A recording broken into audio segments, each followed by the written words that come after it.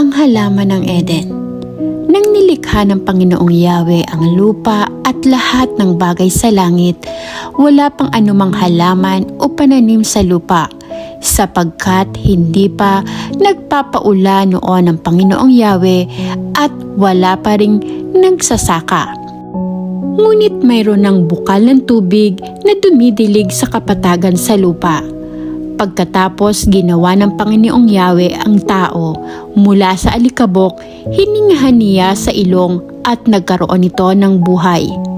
Gumawa ang Panginoong Yahweh ng isang halaman sa Eden sa dakong silangan at doon dinala ang taong kanyang nilalang.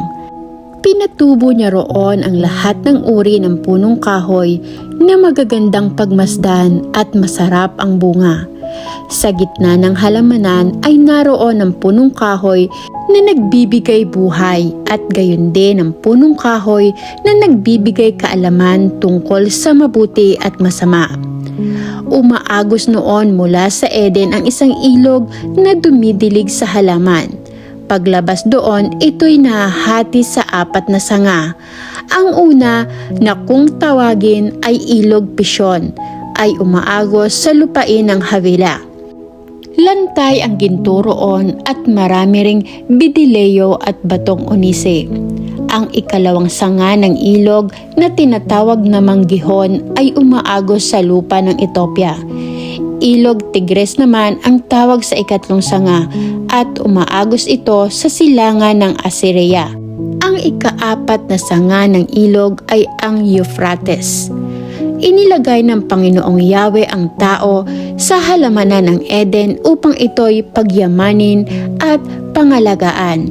Sinabi niya sa tao, "Makakain mo ang alinmang bungang kahoy sa halamanan, maliban sa bunga ng punong kahoy na nagbibigay ng kaalaman tungkol sa mabuti at masama. Huwag na huwag mong kakainin ang bungang iyon, sapagkat sa araw na kinain mo iyon ay mamamatay ka." Pagkatapos, sinabi ng Panginoong Diyos, "Hindi mabuting mabuhay ang tao ng mag-isa lamang. Kaya igagawa ko siya ng makakasama na tutulong sa kanya at nararapat sa kanya." Nilikha ng Panginoong Diyos mula sa lupa ang lahat ng uri ng hayop na nakatira sa lupa, pati na ang lahat ng uri ng hayop na lumilipad. Pagkatapos, dinala niya ang mga ito sa tao para tingnan kung ano ang ipapangalan nito sa kanila at kung ano ang itatawag ng tao sa kanila. Iyon na magiging pangalan nila.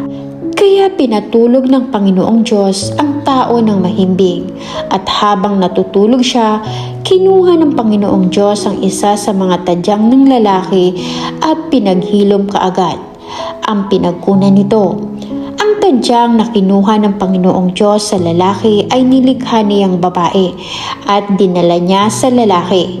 Sinabi ng lalaki, "Narito na ang isang tulad ko, buto na kinuha sa aking mga buto at laman na kinuha sa aking laman."